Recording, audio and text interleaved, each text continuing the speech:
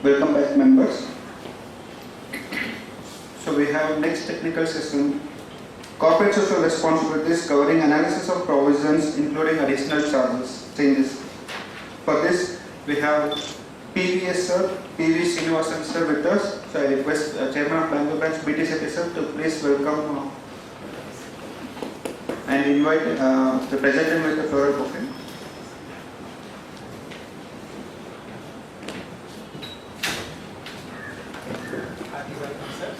Welcome, sir.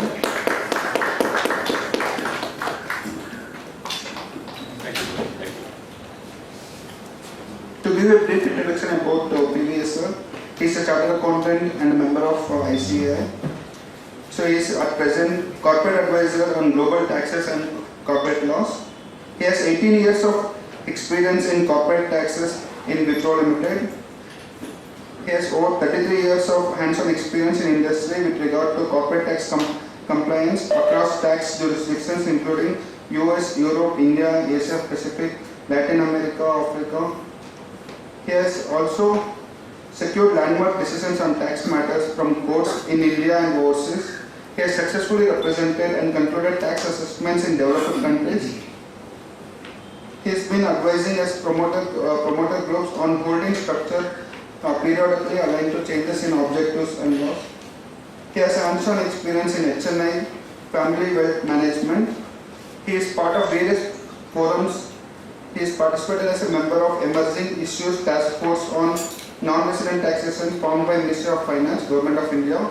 He was appointed as NASSCOM representative for resolving issues in Japan Tax Treaty. He is nominated as expert panel on the working group of transfer pricing.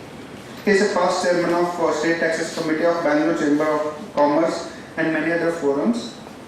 And his professional pursuits, he has authored book on tax consolidation which is published by Oak Bridge Publishers. He has contributed on occasional paper on GST for ITRAF. He has contributed many papers and delivered various lectures on international taxations issued at various specialist forums.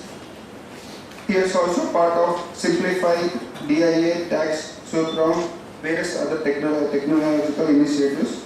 With this brief introduction, I once again welcome PVS sir for today's session and over to you, sir.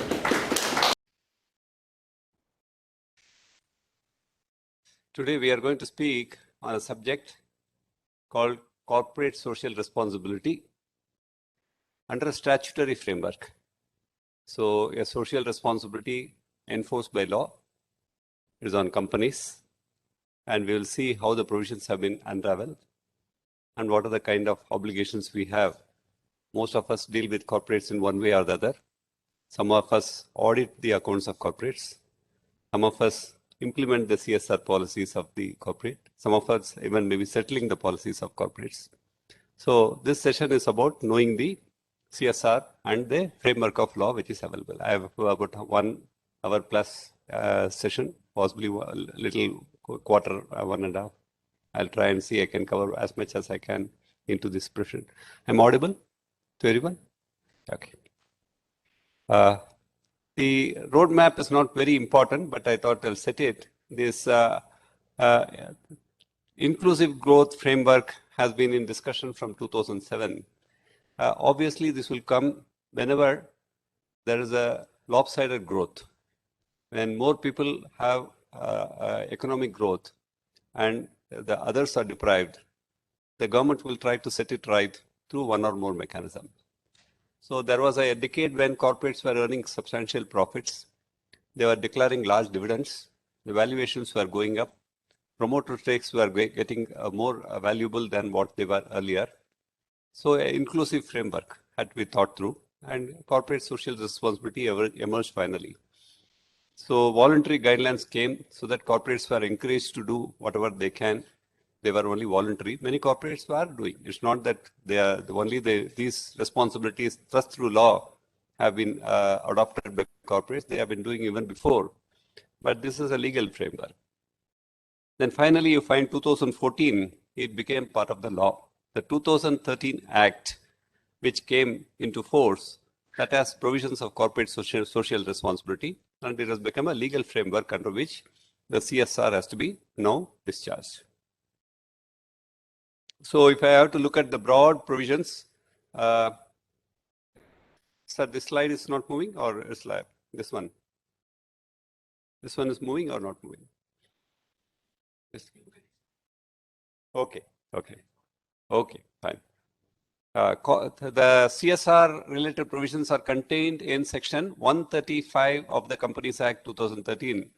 Possibly the single provision which contains everything. There are rules which have been notified consequent to that. The report of the board should cover aspects of CSR that is covered under the board report, which is covered under section 134. CSR in specific is covered by subsection 3, clause O. We'll talk about it as to what the board report should speak on. Company to disclose additional information, therefore Schedule 3 has been amended. Schedule C is the reporting format for companies of financial statements, and there are certain amendments on reporting on CSR. Activities which may be pursued as CSR. We must not just, as CSR may not be appealing to everybody.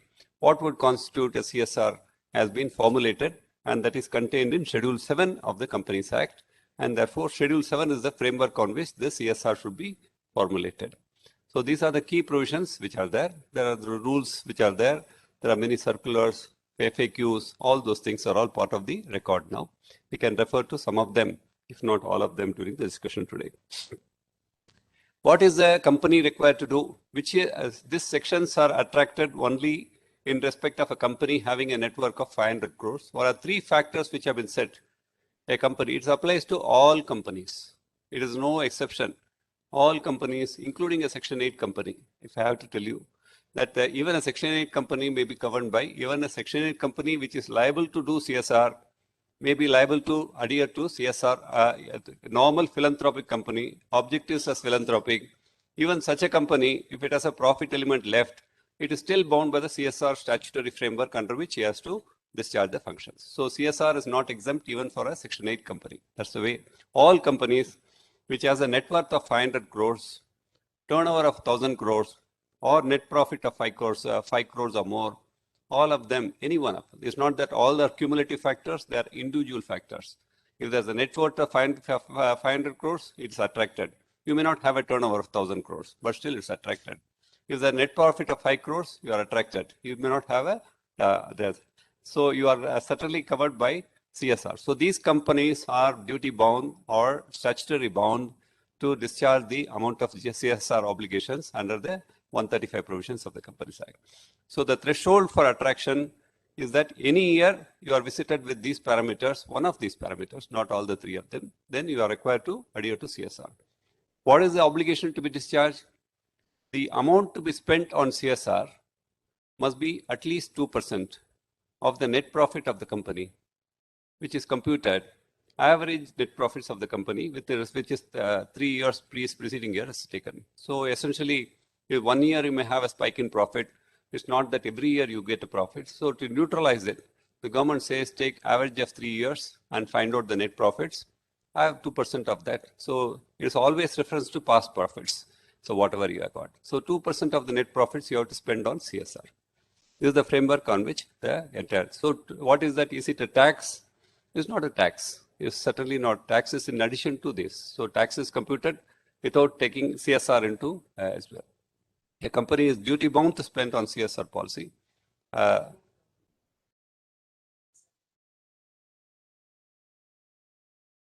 is a question, certainly. The law is that if you have a 3-year record, you should take the 3 years. If you have whatever record is there, you take. If you have only 1 year, you take that 1 year. That's the way. So essentially, is the averaging principle has been given only for that. So you get attracted even if you are incorporated in year 1, you are fortunate to have profits from the year 2. Like you have to pay from that. Yeah, you get it. So there should be a composition of a CSR committee. The board has got a very important role because the entire implementation of law is through the board of directors. The control and supervision is vested with the board of directors. So the law envisages that CSR also will be implemented through the board. Is it the only board? Board may be having many other functions. So what law wants to do is that you have a CSR committee and you have a committee which will be finally be a subservient, there's a committee which will report to the board eventually. So the board has a responsibility, but it's the committee which drafts the policy and other things. So you have got two-level structures mostly. There's a CSR committee, which is a committee within the board, and there is another board which will have an oversight mechanism and the responsibility and functions. So there are functions for the CSR committee, there are functions for the board.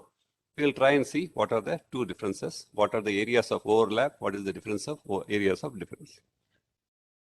Is there something where I don't have to spend money, this 2% at all? If the amount is less than 50 lakhs, then you are not covered. If the amount of the spent amount is less than 50%, if 2% comes to less than 50 lakhs, or the average profits, then you are not covered by CSR provisions. So there's a marginal. So companies which are making only 50 lakhs of profits on an average basis, they don't have to spend that. If the 2% comes to less than 50 lakhs, then you are not required to be governed by the provisions. So the only exception is this. Otherwise, there's no exception. If you have got profits which is less than 2% of the profits comes to less than 50 lakhs, then you no requirement to set up a CSR. You have to spend still. Spending is not a requirement. You have to only, you need not constitute a committee. You can do, the board itself can decide the functions. A company incorporated under a company, we are saying what is a company. These provisions apply only to a company. A company incorporated under 2013 Act or the earlier Act, 2019-56 Act. They are all companies. Everybody is covered. Net worth is a defined term. So because we said 500 crores of net worth, what is net worth will be the automatic question which will come to our mind. Net worth here means all, you actually look at from the share capital reserve side, not from the asset side as far as this particular determination concerned. No doubt the final arithmetically it will be the same, but essentially net worth will mean all share capital. It will be including all reserves of profits, securities premium, debit and credit balances. What it will not include is the reserves created out of revaluation, depreciation write-backs if you have got, then you don't have to do that. And any reserve created out of amalgamation. If two companies amalgamate, a reserve may get created. That reserve is not counted for the purpose of 500 crores. So what are every reserve which is naturally created, including securities premium, everything goes into the calculation of 500 crores of net worth. Fairly, there has not been much debate on this, so it has all been working well. There can be special reserves, for example, a reserve created to meet an obligation may be there. Those are all covered. That's no difficulty. What is not covered is only revaluation reserve, write back of depreciation, and amalgamation reserve. All other reserves are covered. Net profit, how do I compute? If there are three factors, what are the factors which is defined in law, what is not defined? Also, possibly we have to look at. Net profit has to be computed as per section 198 of the Companies Act, which is essentially a computation used for determining managerial remuneration also. The same computation is used for determining the profits, net profits. So you replicate the same amount. There are certain exclusions which are carried out through circulars and other things. But essentially, net profit is the same profit which is used for computing managerial remuneration under section 198. So you'll use the same profits basis for that. So what are the things which are there in the earlier factors? If you look at, we had net worth, we had net profit. These two terms are defined in law. What is not defined in law is turnover. Turnover has not been defined in law, but turnover has to be interpreted having regard to accounting standards, and the institute itself has published accounting standards as to how to determine turnover. Certain companies may not have a rotation of capital. For example, goods may not be bought and sold, so you may not have a turnover. You will have certainly receipts which are construed as turnover, and those receipts will be taken into account as far as turnover is concerned. But law has not defined turnover per se, because the reliance is based on Schedule 3 based of accounts, which is based on accounting standards. Automatically, the turnover will be picked up from the financial statements, and that is how the turnover has to be interpreted. Net profit can have certain two exclusions which are possible. Suppose a company receives dividend from another company, which is already subject to CSR regulations. Then one set of regulations have already met that CSR profits and they have been applied. A dividend declared by that company to another company means it's again duplication. If the same profits have to be again subject to CSR, there's a cascading effect on the law. So law says that if you are got a dividend and the dividend is from a company which is already subject to CSR regulations, then that dividend can be kept out. So if you know so essentially all companies it will be applicable. So you will find that the dividend can be kept out as far as CSR is concerned. So CSR dividend from another company is kept out of net profit. Then you can say, my company is a global company. I've got branches abroad. Those branches are all carrying on business outside India and they are earning profits outside India. And they may have similar obligations to do CSR in the local area there. So law says that anything which is a profit related to a branch can be kept outside. If you have a foreign branch and the foreign branch is earning profits, the profits relating to the foreign branch can be kept out. So only these two are the only exceptions which are carved out in law. One is a dividend received from another company which has already been subject to CSR. Another is foreign branch profits which are kept out because that would again means that those profits are not earned in India. They may be subject to local obligations. So in order to be equitable, the government thought it appropriate to keep foreign profits outside. For example, those of us which are very familiar will have permanent establishments outside India, branches outside India. They will be having profits of their own. That profit which is earned by the branch, which because is overseas profit earned outside India, this also will find that a foreign company may have, we understand have a concept of foreign company in India. A body corporate which carries on business in India through a branch, that will be called a foreign company and it has to incorporate as a foreign company. Now that body corporate will not pay on its global profits or CSR. It will not take into global profits. It will take the profits of only the Indian part of the foreign company. So likewise, what is kept outside is if Indian company has a foreign branch, keep out the profits. If a foreign company has an Indian branch, take only the Indian branch profits and compute the amount of. So the company law has a mechanism to compute the profits of a foreign branch and we will compute the profits. And this is how the computation. So the composition of CSR committee, how many directors should be there, all are specified in law. Listed companies must have 3 or more directors on the CSR committee and at least one should be an independent director. So if you are a listed company, you must have at least 3 directors in the CSR committee and at least one of those 3 should be an independent director. Unlisted public company, again 3 or more directors, one should be a independent director.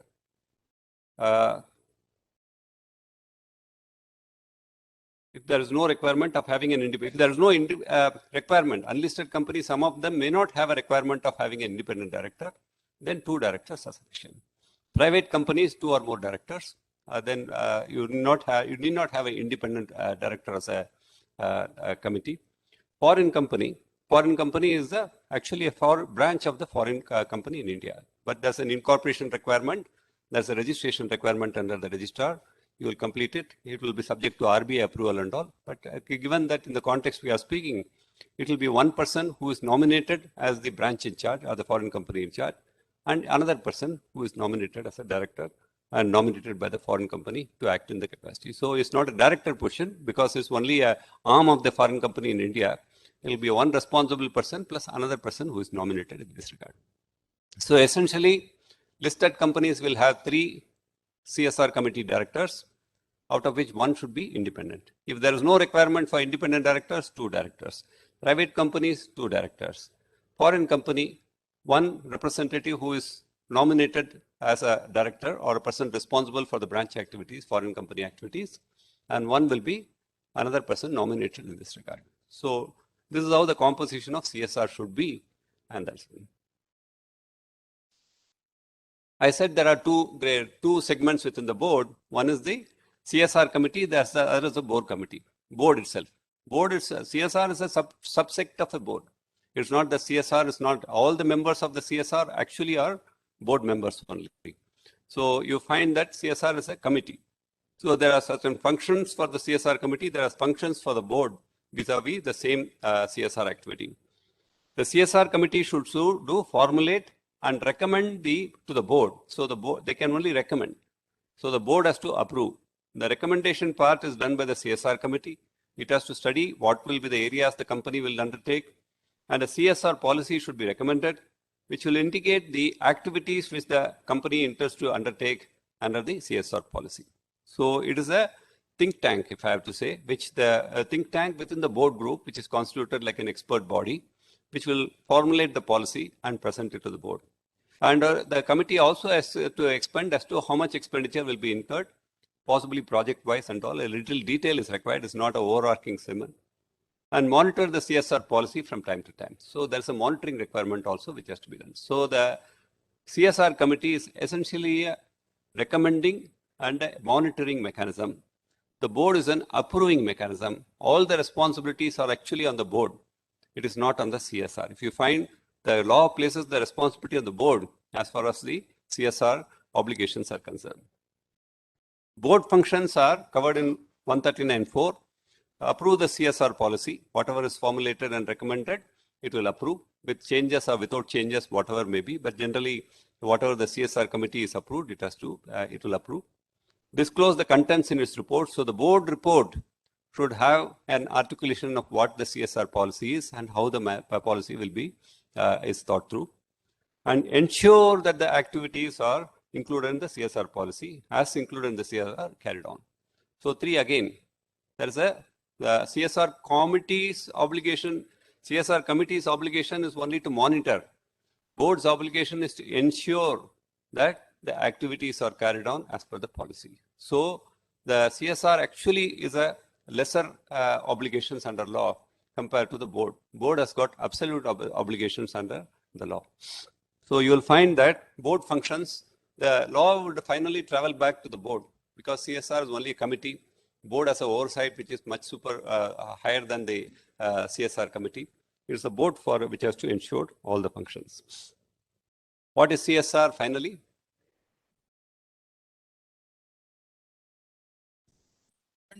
Must be first decided and implemented, is it? Correct. But at the end of the day, your responsibilities on the overall 2% only, not suppose project A is lagging, but project B and C have spent more than their expected budgeted amount, and still you meet the 2% target. So will you be home or you will be home subject to meeting certain conditions. That is, I have a slide on that. At that time, I'll cover it. But essentially, since the query is raised now, I'll answer to that extent. The committee is free to do changes. That's not. They are not. It's not that you are straight-jacketed, but you must know a reason. Suppose you have started a project X, and you find that you have spent, say, 20% or 30% of the committed amount or policy which was required. Suddenly, you find that the impact is not good. It's not that you will spend another 70% only to say that the impact is not good. Then a reason should be recorded saying that we found that the project is not effective for whatever reason, or our capabilities are not good enough to implement the project. Either way, then you can do it on a different project. So essentially, there is freedom, at the same time restricted freedom. So suddenly you cannot say that I want to abandon project A and go to project B. That is without reasons. With reasons, you can do. So you must have sufficient reasons for shifting projects. That's counted. That's counted. Nothing is not that it's abandoned. It's wasteful in your mind, but nevertheless, law does not say this wasteful.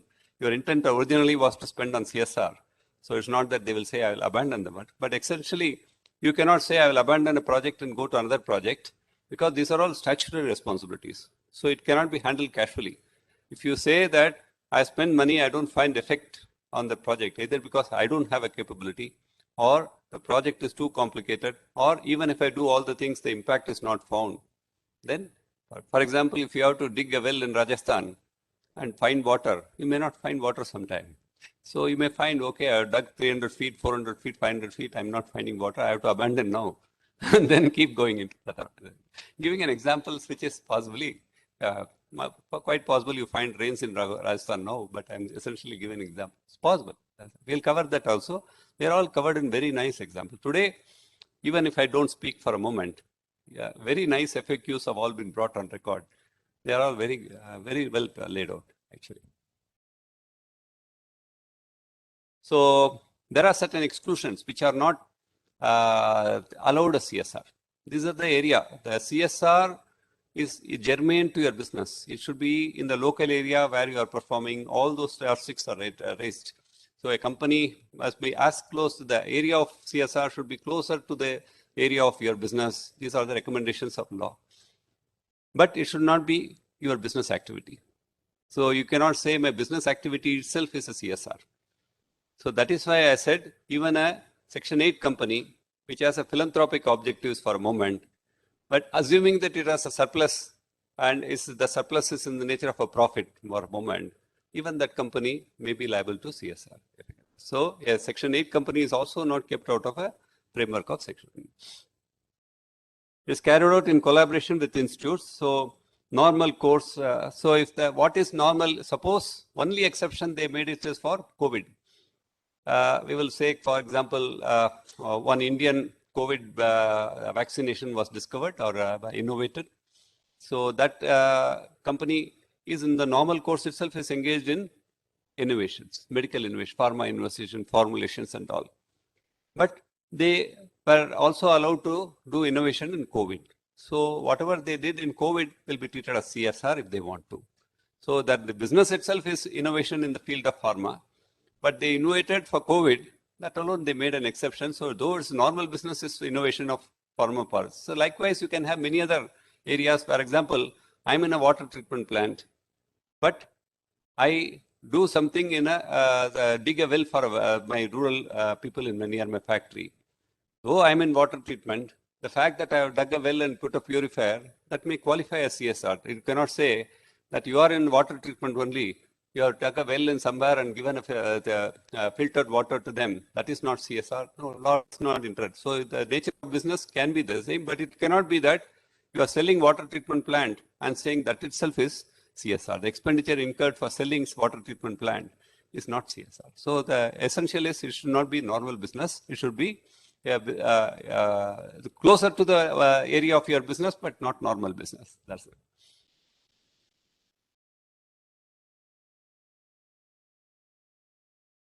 So you can, what is not CSR, you can claim as business expenditure. No. What is not CSR, you can claim as business expenditure, no issues.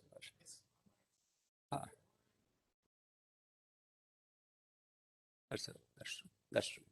That's why they will go up to 2%. Beyond that, they will give some amount.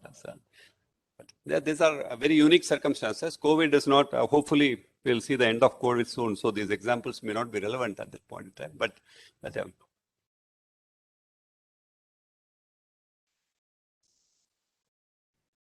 possible. No. That is. No. The law says what is claimed under 135 only is disallowed for business. You have a right to claim beyond 135. What is not in 135 can be claimed. Only 135 related is not allowed. So there is a carry forward procedure. We will come back to it a little later. The excess spending can be carried over to the next year also. Few years, not perpetually. So if you integrate it, you may find certain play available for it. There are mindsets which you have to look at. For example, this is 2% minimum, so you can spend more. There's no problem. But whatever spend more is not a CSR. The law will accept it as CSR, but your claimability will be a question. So it's carried out in collaboration with institutes or organizations mentioned. So COVID-related one is an exception I talked about. That's the only thing which is exclusions. Any activity undertaken by the outside India. So I cannot say I will do philanthropic work outside India. The only exception is training sportsmen, Indian sportsmen abroad. Possibly there's a realization that sportsman may not be able to train himself in India. Therefore, you can train your sportsman abroad. So if your CSR is in the field of training sportsmen and you are chosen as a policy to do that, then you can even send your sportsmen, sponsor them outside, take care of their expenses. That will all be covered under CSR. No political party donations. So you cannot contribute to any political party under Section 182.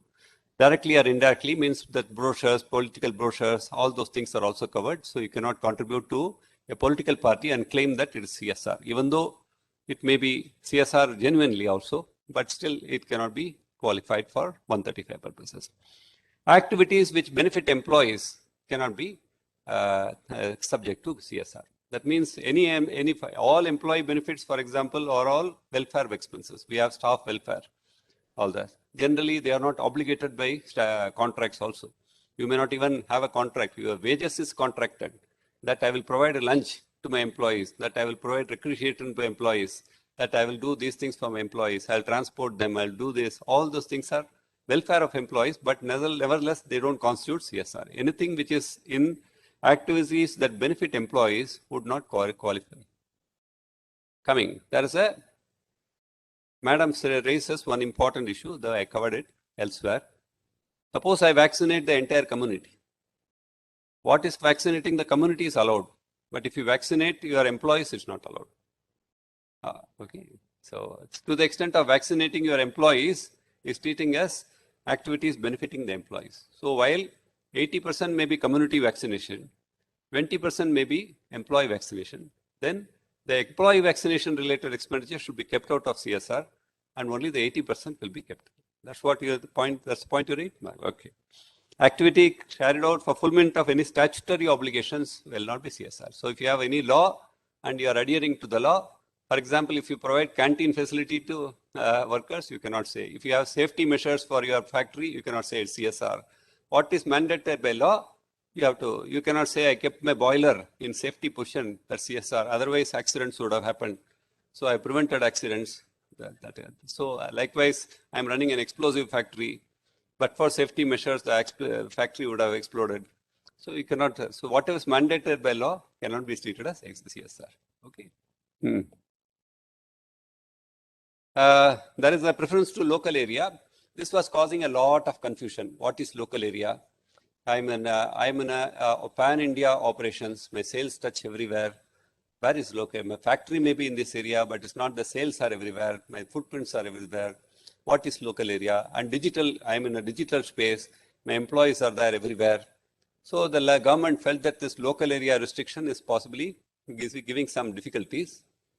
And then possibly they said that considering the dynamics of our modern day business, where ICT is predominantly used, they said the local area need not be looked at as mandatory, be looked at it as directory.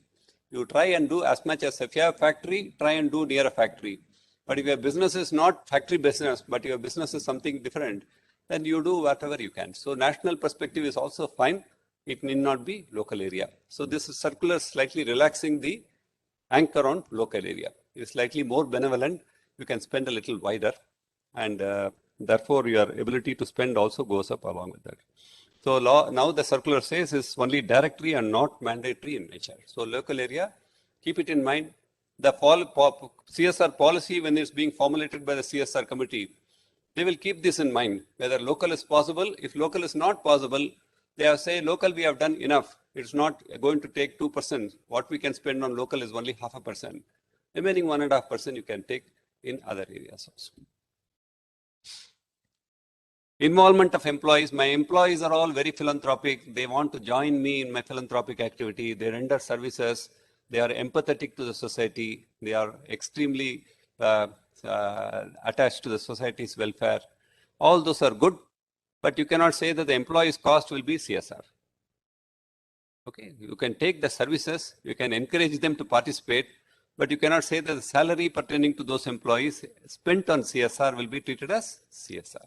So services are welcome, goodwill is welcome, activities are welcome, but expenditure has to be kept on. Okay, that's it.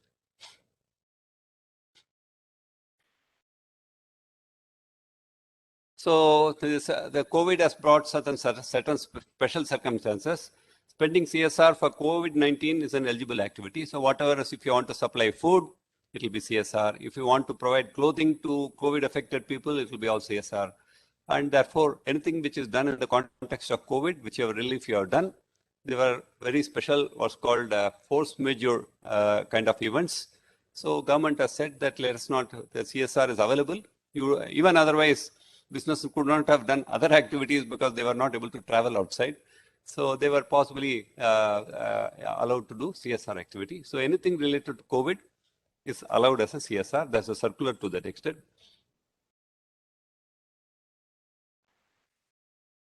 Correct.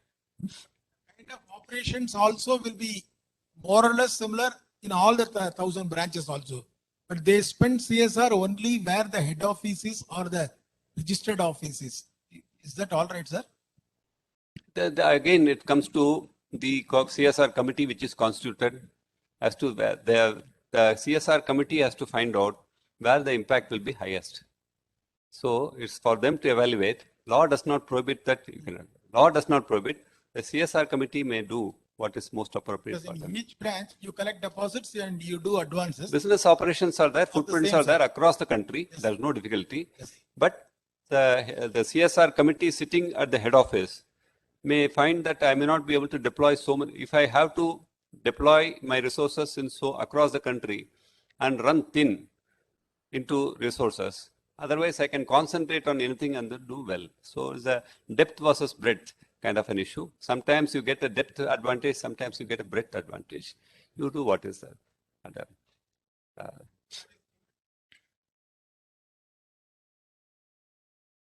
Approved by the board. Formulated by the CSR, recommended by the CSR committee, approved by the board. Yes, but we have to be looking at it this, sir. These are all policy stated matters, which the legal inquiry can be made. So they have to come and justify as to why they are spent in this area compared to some amount of, it's not justification that you have to be right. A moral justification as to what we are doing. That kind of thing.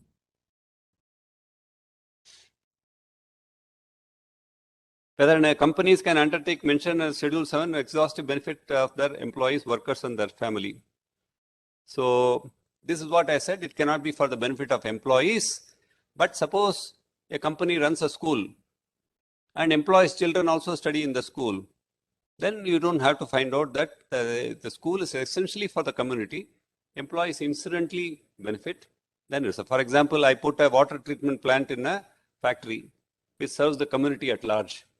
Now my employees also drink out of that water. You cannot say separate the water for the employees and separate the water for the community. You don't have to have split, but if for vaccination, you have to have split. For vaccination, you have to find COVID vaccination, you have to have split. Those for the employees and families is not CSR. For water, you don't have to have split. You can say 1 tumbler, 1 glass, 1 liter, no problem. Anything is. So anything which is incidental accruing to employees is not. This is the same income tax principles we are all used to. Anything which is given in community, some of the employees may benefit, is fine. Sponsorship activities should not be related to marketing. Whenever I do CSR, every company is actually the annual report is also a marketing tool in a way. In the sense you publish to the world as to what you have done. This is reporting obligation at the same time as a marketing obligation or a marketing privilege. Immediately you say, I have done CSR in this area because of us, so many people have got, so it's a marketing tool for your products, ranges, etc. So pure marketing using CSR is not permitted. Incidental marketing will always happen because if I give 100 rupees to, tomorrow if I have a food kind of a distribution program outside the campus, certainly will say, newspaper item will say P.V. Srinivasan made a food distribution program, something will be there. So some amount of branding happens along with CSR. That is incidental. But if you say PVS food program and then launch it, possibly it's a marketing. So you have to be very careful as to which is the one. So this a food program is common. How you sell it is the one. How you conduct it is the one. PVS food program is advertising. Food program conducted by PVS is acceptable. Okay, so that's it.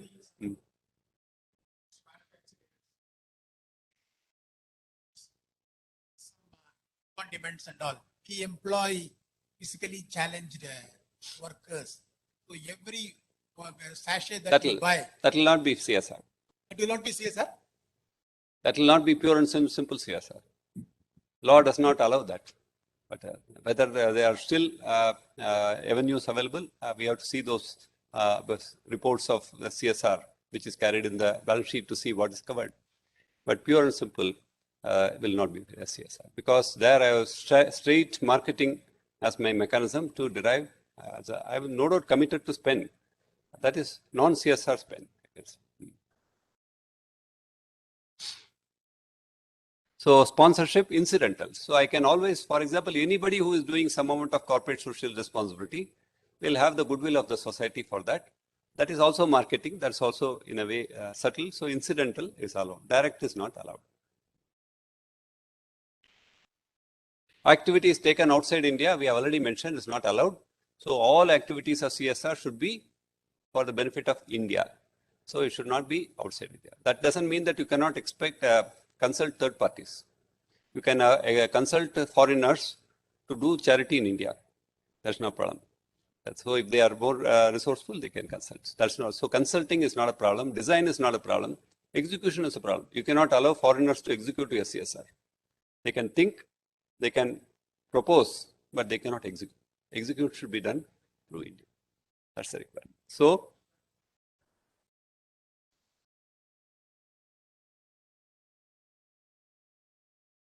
that will go into RBI regulations. If you are allowed to remit, it's fine. Fair value, whatever is. About the overseas, sir. In India itself, you take a CSR implementation consultant or somebody, pay him consultancy fees, etc. How much of that is allowed within the 2%? Law has not specified anything. There is something called general administrative expenses. 5% or something? They have put a 5% on general administrative. 2%, right? 5% of it. 5% of the amount to be spent. Correct. That's what I don't know whether a consultant is a general administrative. He is direct. He is not an administrator. He is direct. He is contributing straight into what should be the CSR program.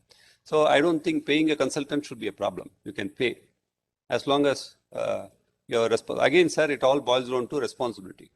The CSR is a statutory framework. In a statutory framework, you say what is the money, how much you have spent, different itemized, you give a report. If the remuneration looks exorbitantly absurd, then the responsibility itself will become subject to question. So finally, whether you have given a relative some amount of money as a CSR, all those relative, known, friends, all those things will come in. So generally, it's because it's subject to board regulations, company reports, board reports, subject to review by register of companies. So you have to be very careful in the amount of spends. So if it is a consultancy is required, do consult. That's not required. But don't use consultancy to divert CSR. That's it.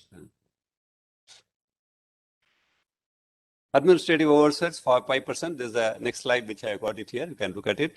For general management and administration services, but shall not include directly incurred for designing, implementation, monitoring, and evaluation of particular social services. So that is why I said all these fields are consultants' job.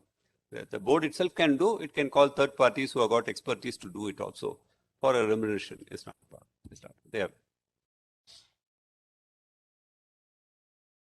So expenses incurred, however, CSR are not included. Expenses directly incurred for not included, correct. Generally, the utilities, stationary costs, traveling costs, others, all those things are the ones. It's not very important because administrative will go into the nature of program. That depends on the nature. If the program is a very activity based, you will have less of administrative charges. If the program is a thinking job that I'll change the country sitting in my drawing room, you will find that it will have higher amount of administrative cost. So whether you are activity based or you are thinking based in CSR, if you are thinking based, your administrative cost will be high and the actual cost of CSR will be low. So transfer of capital asset, for example, there were possibilities that if I have a capital asset, I have a building, I have a nice building in my office and I find that I can use it for CSR activity. I transfer it to a trust, the value of the building. Therefore, somebody can say it's a transfer of capital asset and it should be counted for CSR. It will be counted provided even the registration charges, etc. will be counted for that. So if you have got certain, for example, I've got medical equipment in my regular business. I transfer my medical equipment to a special trust engaged in medical relief. Now, certainly it's a kind. I have given, instead of giving money, I have given medical equipment, which is I am giving to my CSR. It's not for selling. They will carry out medical relief in their field. Now, that will be counted. That should not be a problem. And if there is a registration charge involving immovable properties and all, that will also be counted for CSR expenditure. So it's a statutory view. Now, earlier it was very common to say, I contribute to the corpus. Under the Income Tax Act, a corpus donation is not taxable. Correct? Any donation which is earmarked by the donor as towards corpus is not taxable. It's kept out of the tax in a 12AA structure. I'm not talking. In CSR, corpus donations are now not allowed. Past it was allowed. From 22nd January 2021, corpus donations are not allowed. So you are not allowed to make a corpus donation at all under CSR, qualifying as CSR. You can make a corporate donation, but it will not be CSR. So you are restricted from making a corpus donation. CSR contribution cannot be in kind and monetized. So certain times you don't want to do it in kind, you have to do it. As I said, certain missionary is better to give them money so that they can find monetize. Certain monetizations is not allowed, but you cannot say everything I do will be monetized into money. Say CSR cannot be incurred on activity beyond Schedule 7. Schedule 7 is the master. It is like an omnibus CSR provisions. It has like everything. It will be poor as relief for poor, medical relief, the environment protection. All those things are all covered. I have a small slide little later. We'll touch upon it to see what areas are covered under CSR, to see how it's covered. It's a very broad structure. We need not be agreed. In fact, I find CSR is slightly broader than income tax. So you can find what you can spend on income tax under charity purpose under 215 of the Income Tax Act may be narrower compared to the framework of CSR. Schedule 7 is the master for the guidance on that. So what will the CSR committee do? It will keep Schedule 7 in its, as the first starting point. It will try to formulate a policy which is in the context of their business, which will fall into Schedule 7 as well as benefit their business, which is in the area, local area or whatever area of operation they have got. The CSR may be spent by the company itself. That is, the company itself can directly spend on the money, or it can be sent maybe spent for a company for creation or acquisition of capital asset held by us. So earlier, companies were creating assets, capital assets for CSR. Now the law says that you can create capital asset only through a Section 8 company or trust. You cannot directly create. For example, I cannot say that I have constructed a hospital on CSR. The trust can create a hospital for CSR, but I cannot myself say for CSR I have constructed a hospital and therefore I will hold the asset. Law says if you want to create a hospital for medical relief, you must contribute to a Section 8 company or a trust, and the trust can create the opposite. That is, you must irretrievably dispose of the asset in favor of a public charitable trust. Otherwise, you cannot create a hospital. So I cannot tomorrow say I have created this building, I have spent on building a hospital, and therefore CSR. That is not permissible. You can run a hospital, but you cannot create a hospital. If you want to do that, you must do it through a Section 8 or public, or you must do it to a public authority. Any capital asset created by a company prior to the there's a new rule which has come about. So anything capital asset which you have created prior to the new rule, you must transfer to a Section 8 company. So old assets which you have created for CSR within a company, they should all be transferred out to a trust. You have to see many people would not have created certainly an asset, but if you have created an asset and called it a CSR in the past, those assets should be transferred to a special public trust. This is an important provision. We have to see how it is going to pan out in the future. Any surplus arising, there could be a surplus because funds are earmarked, certain funds may be parked in certain special accounts, there are requirements, those accounts may earn interest, there may be some surpluses which may come, you may dispose of papers, you may dispose of scrap used in CSR. These are all money which is coming out of CSR. Money coming out of CSR also should be spent only on CSR. It cannot be taken out. So it's 2% plus the surplus. It is not 2%, it's 2% plus whatever surplus comes that has to be spent on CSR. If you have got surplus and you are not put into the same project, you must keep it in a separate account and use it at that point. So you must use it in the same project which has generated the surplus, or you must keep it in a special account and then use it out of the special account. These are all very new provisions which have been brought about. We will find that they are going to take shape. Essentially, you cannot use CSR funds for business. That's the principle on which these regulations have been constructed. Yeah. Which bullet you want?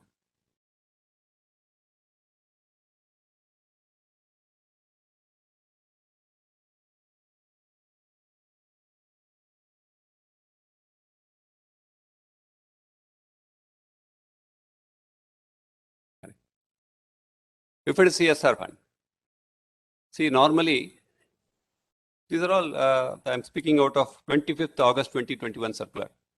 So not too recent, but not too old too. Huh? There are certain things which are effective 21. For example, transfer of assets.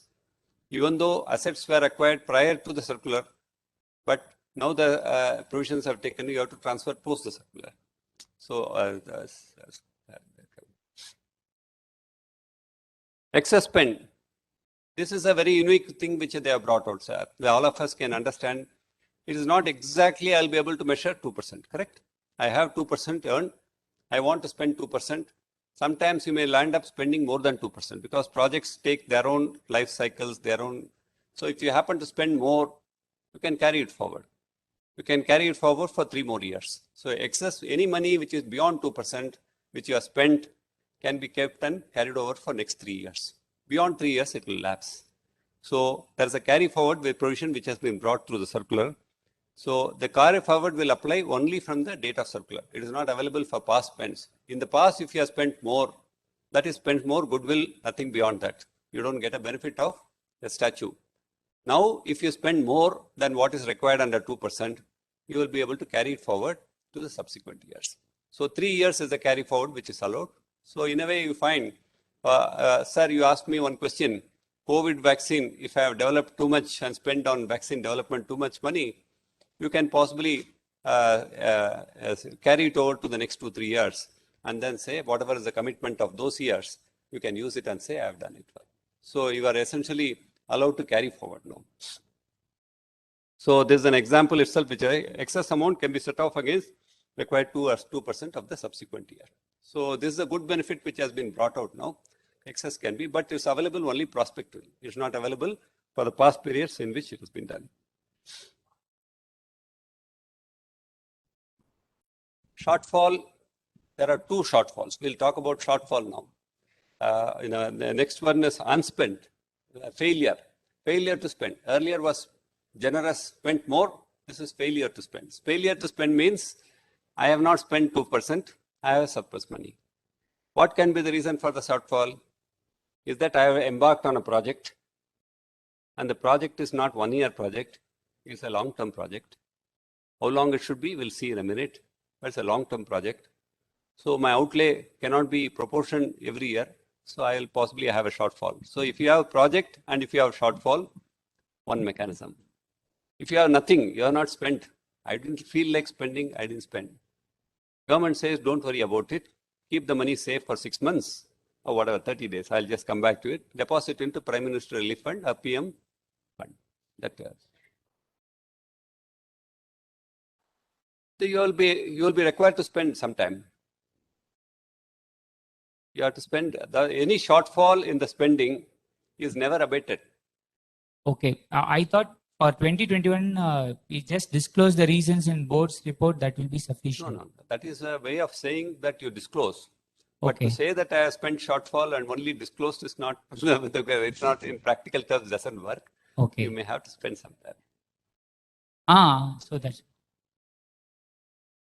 No, this is for the new funds received. But I'm saying for the earlier 2% commitment has not gone away. The spend is earlier 2%, you don't have to go shortfall, you don't have to go and deposit in the Prime Minister's Relief Fund. You can keep it in your corpus and keep on spending whenever you like. But you cannot say, I will not spend. Got the point? You have to keep a memorandum carry forward resources. And there is accounting also which is required. We'll talk about, since we are part of the ICAI, we'll talk about the accounting standards too. And we'll talk about it. Essentially, no commitment gets waived. In the past, I have not spent doesn't mean that you don't have to spend. You have to spend. Except that if you don't have your shortfall after this circular run, let's say 2021, you have to deposit with the Prime Minister's that specified funds, PM CARES and other things. I look at it as only 2020. No, sir. 2021, it is whatever spending you have to deposit. Prior to that, there is lack of clarity. My understanding I'm giving you, I'm of the view that you can hold the fund, but nevertheless spend. You cannot say I will not spend. This 3-year time limit will apply to the earlier funds or not is what you're saying, right? Time limit for?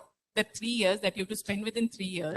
that will be only for the funds which are received from 2021 That's the way and projects, onwards, right? correct. Not the funds which are Correct. received. That's the way the language says for projects which are undertaken. Then I talked about projects. Projects also there will be shortfall. So what it says that whatever projects you have got money to be spent, you cannot keep it in your pocket. You have to deposit it within there's a per time period which they have mentioned. I think 6 months you have to deposit it into a special bank account and spend out of the bank account. So you cannot keep it in your normal business operations. Use it as a working capital and then conduct and spend as and when is required. That's not the way. You must transfer it to a special bank account. And that bank account is called unspent corporate social responsibility account, as may be, whichever.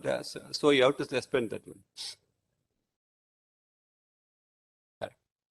Correct.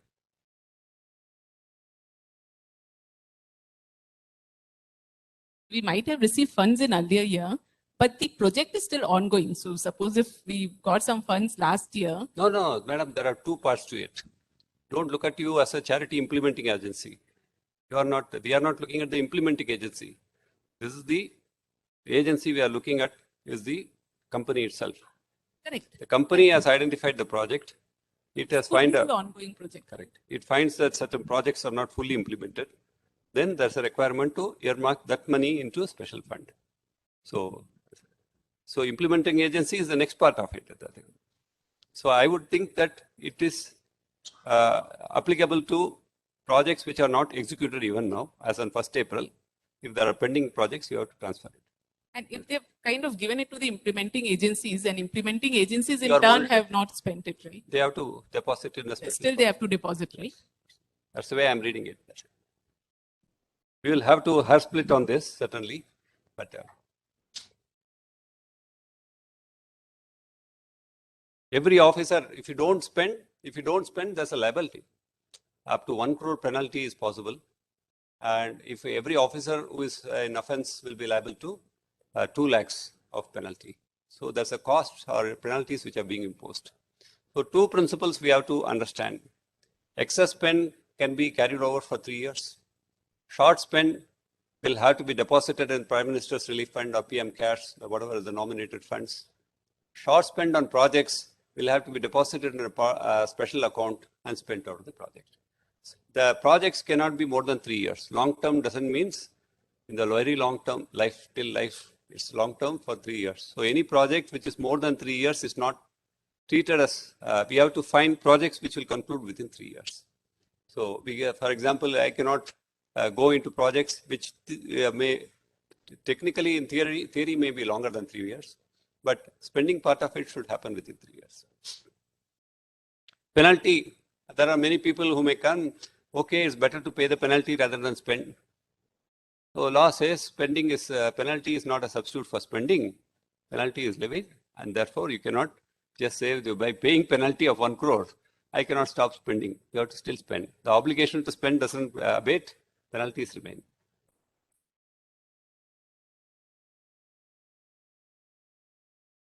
Normally is a penalty on the officer. Yeah, So if you have got an insurance policy, you may get it. There is a director's responsibility insurance and other things. You may cover it there, then make it. So it means the company cannot reimburse that money. Any penalty cannot be reimbursed. Any contravention of law, any penalty, company cannot reimburse you. Company cannot. Company can reimburse you for any cost. Correct. Company can reimburse you for legal fees. Yes. Company cannot reimburse you for violations. It's not a company policy, sir. It is not internal to the company. That's why they have put you in a position of responsibility so that you spend. So then that's it. Normally a violation, any violation of law is attributed to person, not the company. Of course, has a 1 crore penalty in addition to you. It's not that.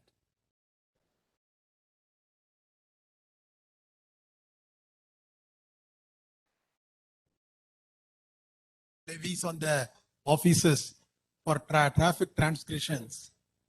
They produce the challan and claim the reimbursement. I would not normally allow a reversal.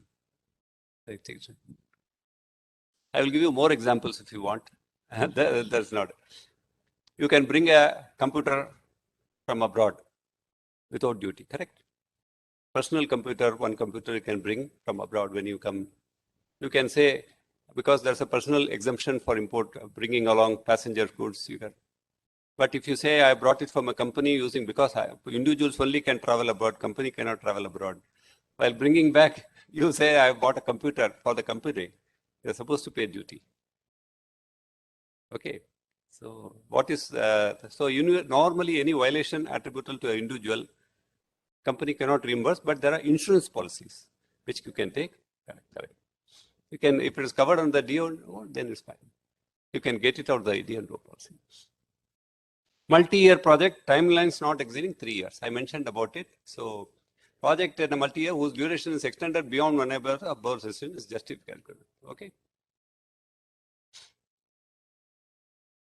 Ongoing project, this is what has been defined, very strenuous definition, but still we have to understand most projects will be ongoing because corporate social responsibility is touching upon a field which is generational change actually. It is not even, for example, to say that the children will be educated.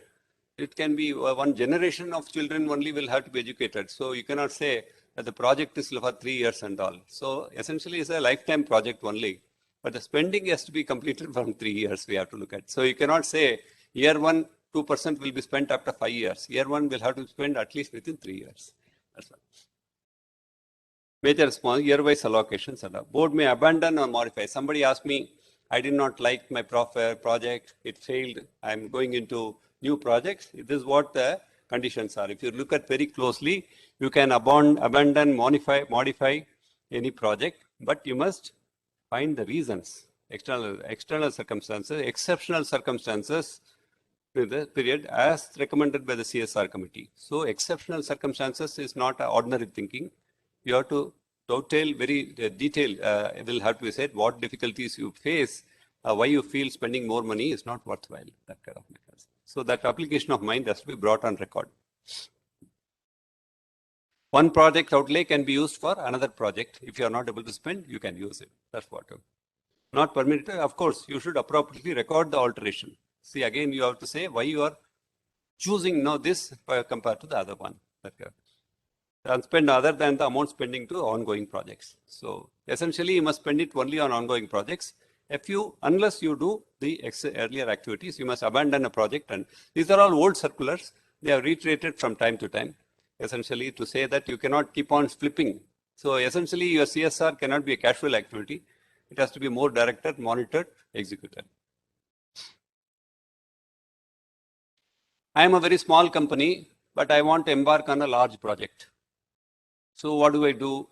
Law says you can have collaboration with other companies and contribute your trust to that project. For example, I can say that in the field of education, I can go to a trust saying that I'll contribute only 1 crore out of my net profits. That's all I can contribute. Another company may contribute 5 crores. Third company may be contributing 15 crores. All of us implement a project. Then the implementing agency will have to possibly give a report as to how each is spent, use the money in respect of each of these donations. So 15 crores, it will have to say I have used this money for this, or pool accounting, something they have to do and say allocate, saying that this is the money I spent for you, I have this money as. Because the implementation can be directly by the company or through agencies. So when you do it through agencies, the agency will have to collect resources from all people and give a report as to how much money it has used for different people. So the agency will have to be the one which will monitor. So you can go into large projects through pooling mechanism. So what are the 3 mechanisms of using activating? One is the activities route. One is which is a direct mode. The company itself spends on philanthropy. That's a direct mode. So you will, or you can engage through implementation agency. Which are the implementation agencies? Section 8 company or a trust, which is registered for public charitable purposes.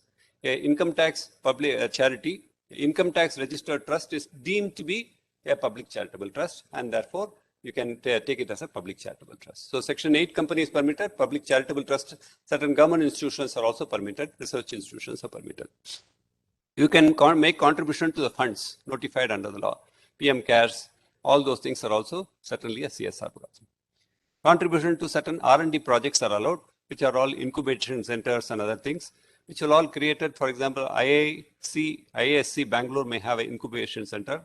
They may be in a position to collect CSR funds and incubate it and collect it. Again, they will be allowed. So these three mechanisms are allowed under law for spending. What are the one? Direct spending by the company, spending through a implementation. Both are the same. They fall into one category.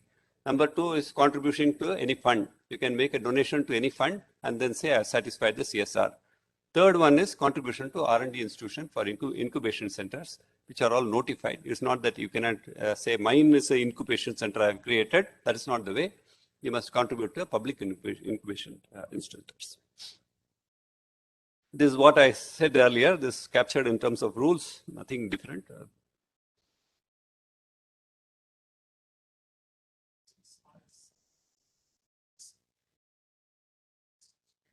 To identify some 5-6 universities, ask the deans to give you the list of PhD scholars to start providing them stipend every month, 5,000, 10,000, whatever you. As long as they are not children of your employees. Or children of our company employees also, it should not be. Correct. That's right. That's why I said if it's not directed towards children of your employees, it should be. If one of them happen to be children of your employees, so amongst the criteria you have set, you are saying that I will merit cum means stipend. You set a standard, and some children of employees also fall into it. It may fly. But if you say I will find all my children where are all they studying, and then they should not study in Harvard. Outside India is not permitted.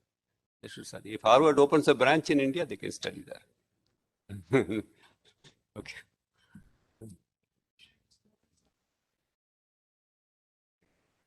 Law has not looked at affluence. That is not the criteria. Education is stated. Affluence is not. Poor is a separate category. Elevating poverty is another category. So you can presume that that's why I said the program has to be read in entirety.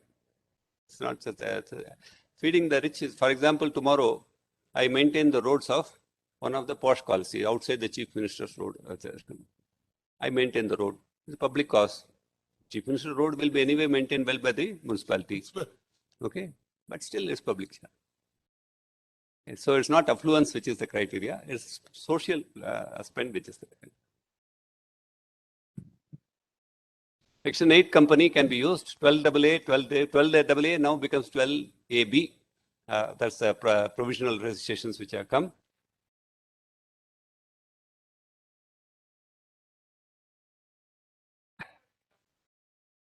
Session 1023 is missing. We have to possibly make a representation. Because education is covered. Correct, na? Yes. Education is covered under Even CSR. 1023 is for C4 also, national importance. That stand higher than the 12A, but that's not covered. It's not covered. You are right, absolutely. Yeah. 1021 is not covered. 1023 is not covered. C is not covered. All those things are right. What is the solution? Solution is to tell the government, one, you can write memos through a federation or chamber of commerce and all, saying that equal causes should receive equal benefits. So, Do I have a judicial remedy? I can go to the court and say these people can go to the court and say they also should be approved. generally don't try which may fail. Go for things where you try first, write a memo saying that these render the same. If they don't attend to that, you go for judicial remedy. Normally, an effort should be made to educate the bureaucracy, policymakers. You educate, they may come around. They may not know today that many of the 1023C institutions are also 12AA registered. Now it's not possible, correct. So I'm saying, so you must represent to them. No, sir. CSR Trust has been formed by a government company. First registered under the income tax 12A. The chairman of the trust and the company are same. The chairman, the company, the MD is the IAS of government. And the trust has given fund to Bangalore City Corporation, the government department. Is it not conflict of interest of the trust? Can it give like that? What is the CSR policy saying? That's a CSR policy they have evolved. Huh? What, sir? There is a CSR committee policy which has been formulated. CSR, as per CSR policy. Ah, And then, that policy, that is the basis that policy of does not say there's a conflict. all CSR policies covered in the draft. Ah, Under that only it has been given. But the- the- So the CSR policy, when they formulate the policy, the committee should be normally, CSR policies are there, ah, and wherever such things are implemented, the trust can give, isn't it? no, sir, I'm saying, The area also. the question which you are asking, let me formulate it for you in a different way. Then we will get the answer also possibly. The managing director of the company, which is a government company, is Yeah, also the government. trustee on the 12AA trust, and the trust is spending on municipal corporation. Correct? This is your question. You are asking. 100% government, shares held by government. Correct. Not a government company, I said. 100% government company. Trust is headed by the same managing director is the trustee of the trust, and the trustees are spending money on government, municipal corporation. Yeah. This is your conflict according to you. What is the CSR policy saying? But in order. This policy is not saying is conflict. So there is a gray area. The policy will have to clarify, saying that why we are spending on municipal corporations, this is closely proximate to our business. Some kind of a reasoning will have to be. What apparently appeals to our mind, no charity will be free from biases. Let me put it. We can add in our audit. They No, will add. They will add saying that this is where I have spent. They will report. Duly, they will report this money has been spent on municipal corporation. Everything will be done. According to you, if the road before the managing director is not laid, there is no conflict according to me. But if you feel that also has been done, we have to see whether there is a conflict. So the conflict issues, sir, in CSR will be there. Let me put it very honestly. CSR, some conflicts can be always observed, saying that this is more interested in this person, this is interested in this person. But that is not the way to look at the policy. The CSR policy document, which they say, my job is to develop Bangalore City Municipal Corporation. If that is the job they have undertaken, it all falls within that. If they say they will not come anywhere near municipality, but happen to spend on municipality only, then that's a conflict. Okay. So how you formulate your policy? And if the policy is to say, I'll spend on municipal corporation for the betterment of the city, okay, that's the way my policy is. Okay. Registered Society and 1280G.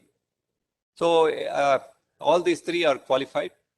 A Section 8 company registered, established by the central government and established under any act. These are the agencies which are qualified to do CSR activity as far as all three have registered. Public trust, somebody says, what is a public? Bombay Charity Trustees Act is there in Bombay. There are many states who do not have similar laws. So if you are registered under 12AA, 12AB, and then it's also treated as public charitable. Now there is a registration requirement for every implementation agency. So even if they are carrying out past projects, they must implement, register with the portal. There's a portal which has been created, and they must register as part of the portal, and you must say you are a registered agency. One, it brings to fore. Today, many CSRs must be approaching companies to say, well, we need some CSR funds to implement these projects. They must be asking. Now their names will be available on the portal. And obviously, they will say which field they will be engaged in and all. So you can select agencies based on whatever credentials which are made available to you. There's a positive as well as onerous requirement that you have to register on that. It creates a database on the MCA 21, and therefore you have a database to access. No filing of required in the case company carries out CSR. So a company which directly spends money on CSR instead of engaging any agency, companies need not register. If you are directly, the company is himself spending on CSR, then it need not register on the portal. Registration is required only if you are putting it to agencies. Okay. International act organization cannot be an implementing agency. I did mention earlier, it can think, it can design, it cannot implement. So you cannot put, so Red Cross, tomorrow I cannot engage Red Cross to implement by CSR program because Red Cross will be an international agency. So you cannot leave it to implementation for them. You can only engage them for thinking. You can engage them for design, but you cannot engage them for implementation. For example, I don't know, Rotary is an international organization. Maybe, I don't know.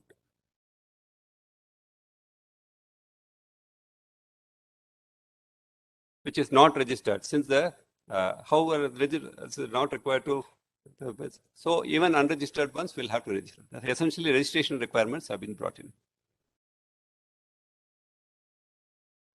I do not know whether Rotary's organization, constitutionally, whether they call themselves an international organization, I do not know.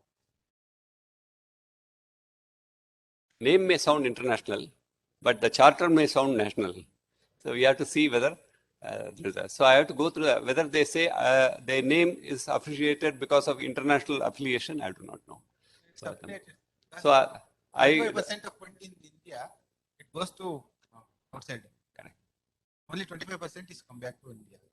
That's why I'm saying that they don't want implementation to international agency.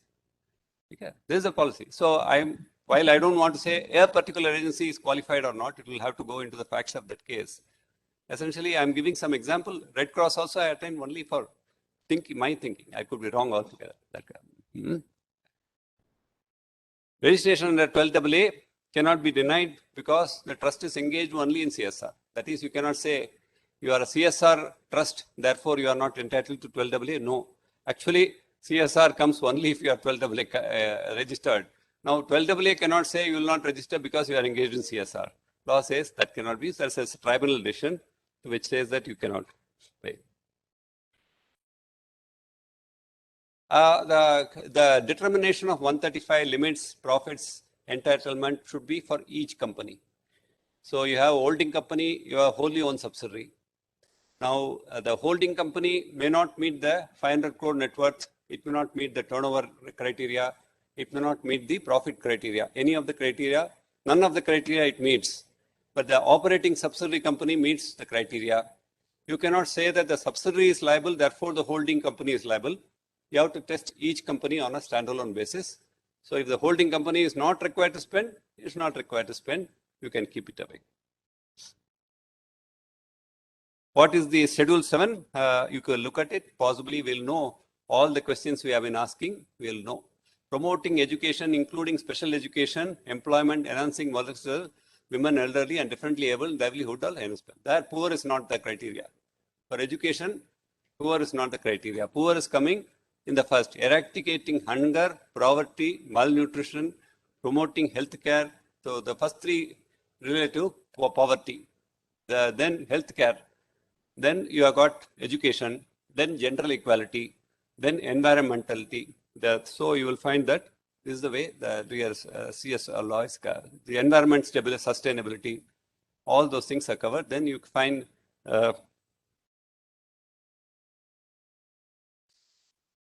national heritage is covered here.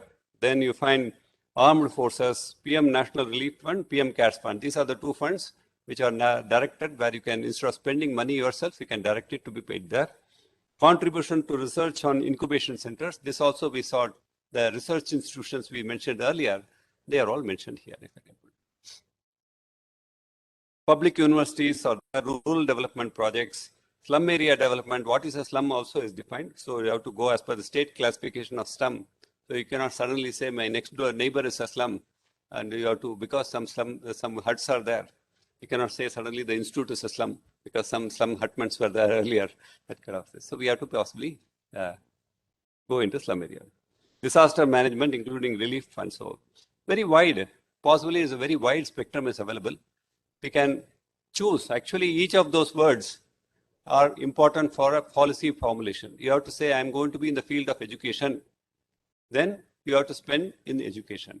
That education can be for teaching, recruiting staff, teaching children, distributing books, spending on uniform, allowing children to commute. All these are part of education only. So you can have all these are part of it. But you cannot say I will administer teachers sitting in my office. No, that is not education. Education should be imparting. Anything which is directly relating to imparting, that can be. So that's likewise poverty. You look at, you can distribute money if you want. You can distribute kind if you want. That's not a problem. So law does not say you must do a charity in a particular way. Government has no role, it says. That's the way we have to take it in approval and implementation. So CSR policy is entirely a board activity. The CSR committee determines, the board approves. And the implementation is also under the supervision and control of the board, nothing more. So government has no interest. So you can, if the government wants to say, I will participate in your CSR program, you can decline. You can say you don't have a role. The role is entirely with the company. Government monitors the compliance with CSR. So most of the companies which are getting notices from the registrar, mostly I have seen almost every company getting a CSR notice to see how you have spent, what spent, not at all. A reply is sought. So they will continue to monitor with the stricter legislations which have come. The monitoring of CSR will be tighter. So it's not that you will create only a 2% spend obligation. You also have to ensure that the money is spent now. So the ability to spend and have impact will be very important.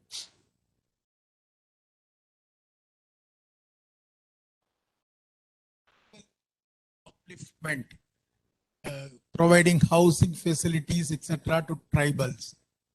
Should you have to take clearance from the Ministry of Environment and Health? Possible.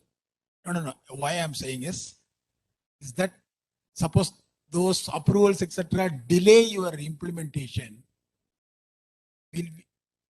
and you are not able to meet that 2% threshold within that 3 years. So we will be in the non-compliance situation, no, sir?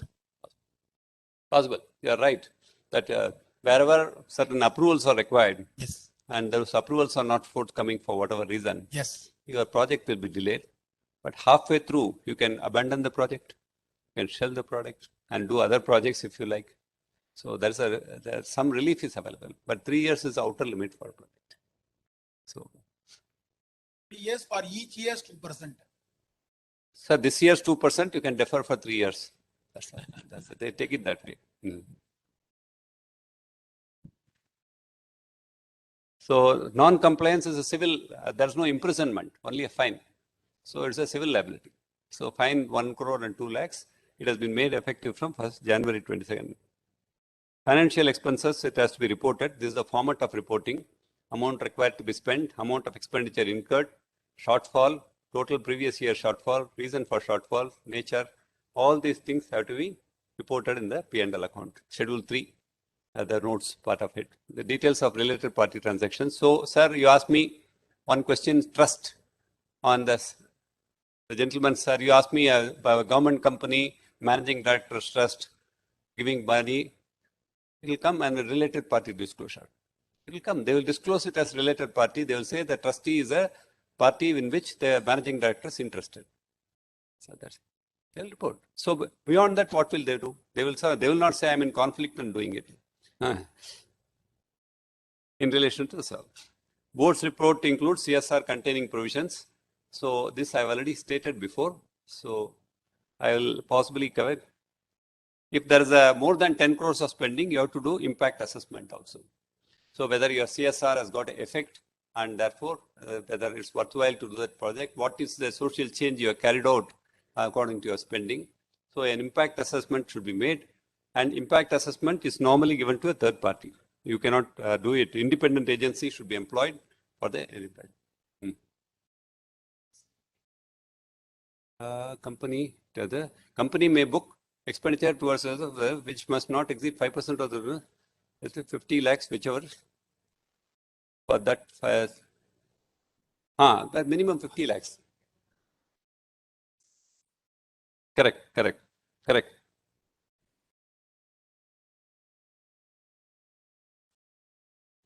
No, CSR committee will not apply. Not apply. Okay. Committee will not apply. So provisions will apply from 1 rupee. 1 rupee. The provision committee will see, you don't have to constitute a CSR committee. That's it. The board itself will discharge the CSR. Nothing more. 1 year impact assessment has to be done. That this objective is to ensure that we have achieved your object. It should be, impact assessment should be an independent agency. So you must know, so there'll be a newsletter set of professionals who will come to know whether your CSR programs are being conducted, what's the impact of your spending. So new science will develop on that. Yeah. This for independent agency, I have not seen one. My colleague sitting here, madam, any qualification for independence agency? I have not. See, I think it goes into the experience in the field. There are many people who have worked very long in the field and then they have understood the field quite well. So right now there's no, but as we go along, there may be registration requirements for them also. We have to see as it goes. So even selection of agency is based on criteria. You have to decide why you have selected the agency. That has to be stated. Display of website. Your website should carry the CSR activities, and therefore a website, wherever is mandatorily required, should be maintained. Income tax is not eligible. We have already seen, we have discussed. Income tax is not qualifying. There were initial decisions that is allowable as a deduction, but law has been amended subsequently, and therefore you don't get a deduction under 37(1). ATG still continues, I think, if I remember right. So if you make a donation to a trust, which is 12AA registered or 12AB registered, you may get a deduction under. Likewise, Prime Minister Minister Fund, if you make a contribution, you will get ATG there. 100%, 50%, whatever is that you will get. ITC, input tax credit for CSR expenditure, you don't get. Law says that it is not essential business, it's incidental to business, not essential business. So you don't get the input tax credit for spending on CSR. That's it, and in the course of activities, so that's why it's, accounting aspects, you must, a lot of accounting aspects are there in our standards. One, unspent money should be reported as liability, excess spent money should be reported an asset, and they should be carried on, and proper disclosures. Line wise, there should be a separate line for CSR spend, and itemized spending should be reported. These are the standards which are there in our practice, and they're all even captured in the circulars and all. So we can. Correct. There is no statutory obligation. You are right. 2021, if you have not spent, you should come under liability. Earlier year, you will certainly carry it over as unspent in the memorandum, but not necessarily in the accounting. Amount spent. So this is the separately breakup of CSR spent, nature-wise or material, we should give. So essentially, all these are now actually we find. There's a complete structure. How you should spend, how much money you should spend, qualifications. If I have to summarize, I'll spend 2-3 minutes on summarizing which are the companies which are obligated under CSR. You must have 3 criteria. One is a net worth of 500 crores, turnover of 1,000 crores, net profit of 5 crores in the immediately previous year. Any one of the criteria is satisfied, you become liable to CSR provisions under 135. You can implement yourself. That is, the company can spend itself on CSR, or you can employ implementing agencies to do the work. That's no problem.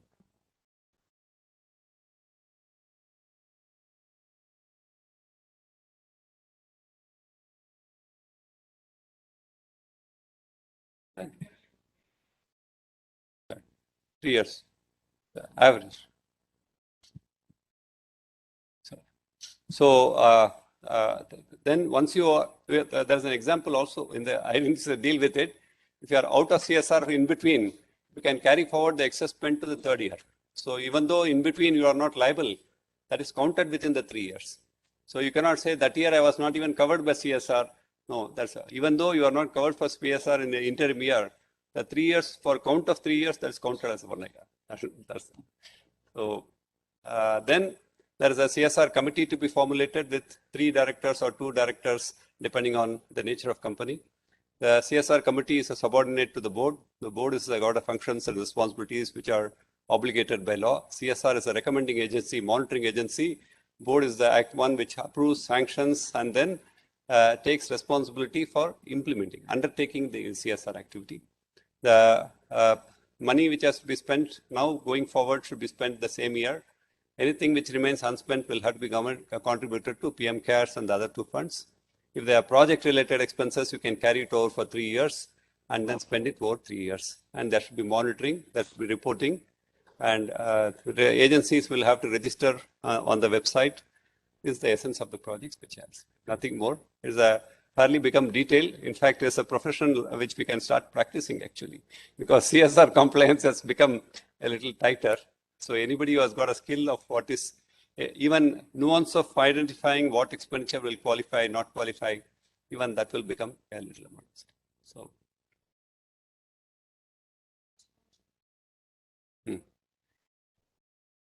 Correct.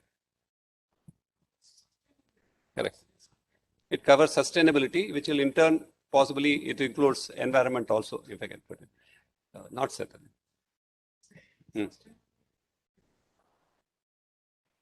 Correct.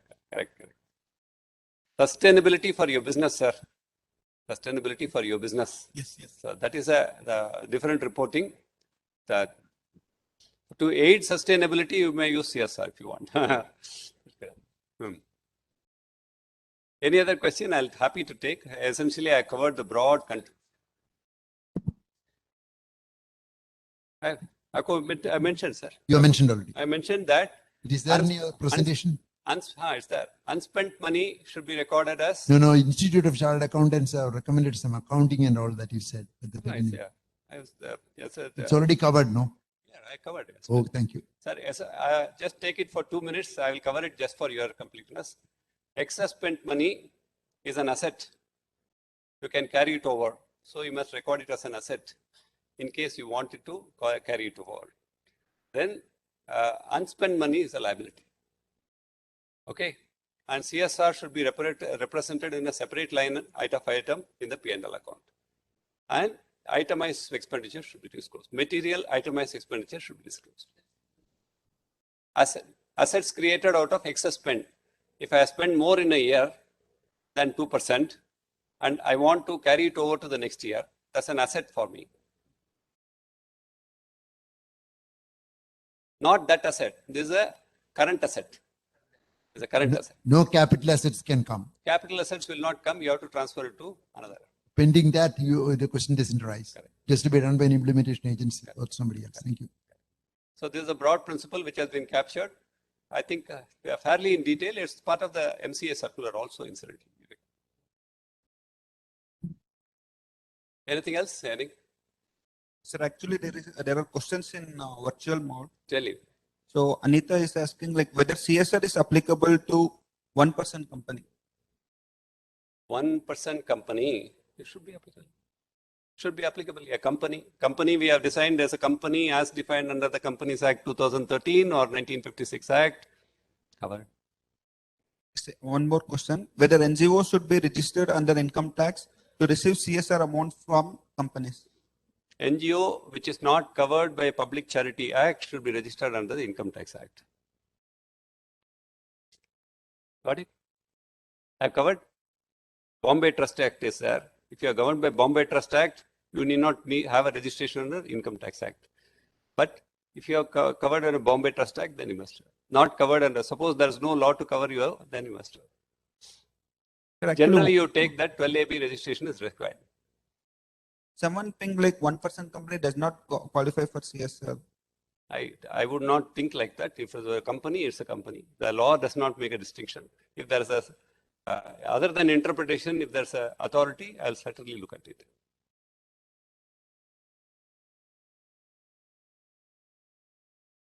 Uh, 500 crores, okay. 1%. 5%, sir, you can earn 5% profit. 5 crore profit. Profit is fine, but when it comes to turnover and I agree, capital. but profit it can earn 5 crores. Turnover cannot exceed 2 crores. One of the three factors, 500 crores of net worth, 1000 crores of turnover, 5 crores of profit. That's what. If it achieves any of these three, it will cease to be a 1% company.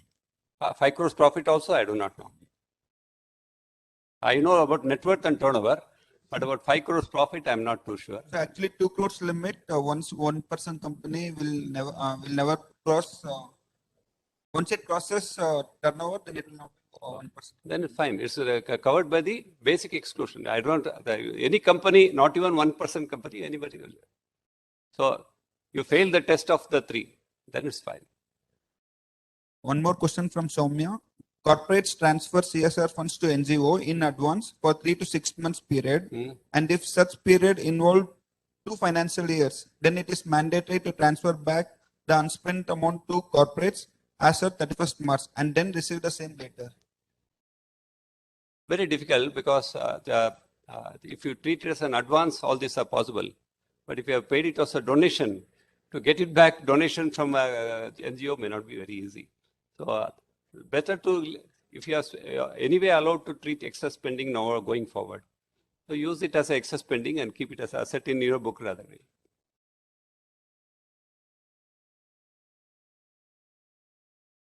Because donations are not irrevocable. Donations are not revocable. The conditional donations that you will give back if you don't spend are not there actually. That will be a grant. Grant is different from the donation. Next question is from Mr. Ramesh. Can a company contribute to a trust for construction of a pyramid where education and health benefits are obtained as per the object of the trust? Pyramid. Yeah. Broad contours of Schedule 7. If healthcare can cover under the pyramid mechanism, I have no particular knowledge of how a pyramid can be used. For healthcare of employees, he says? Not clear. Okay. So you go on the basis that if it spills into healthcare, it's fine. But healthcare is not a vague concept of healthcare. Something should be more practically determinable. So they're asking for both education and health benefits. Education is covered, health is covered. Yeah. But you cannot say that I was standing under a tree and therefore I'm becoming more healthy. So that kind of standing under a tree cannot be health program, though you do exchange. So a little health has to be a little more detailed than just a mere activity. So I would possibly think that pyramid construction, how it is useful for a healthcare, then it's fine. Providing midday meals to school children. Absolutely.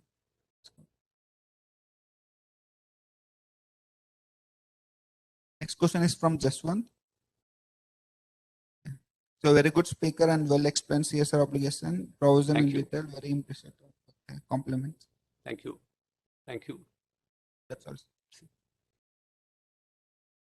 So this is why I'll end my session today. Thanks a lot for being present. This is one of the post-COVID sessions I have taken. Thanks a lot. My next very nice friend, sir, is there. I would have loved to stay back for a speech, but I have on more meetings, sir, I may explain.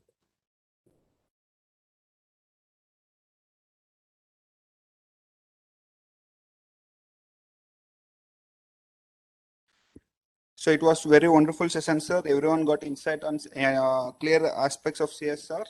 So thank you once again on behalf of Bangalore branch and entire managing committee of Bangalore branch and all the audience. So for taking the valuable session. So now I request Chairman of Bangalore branch BT Sethi sir to please come forward and present a memento as a token of gratitude.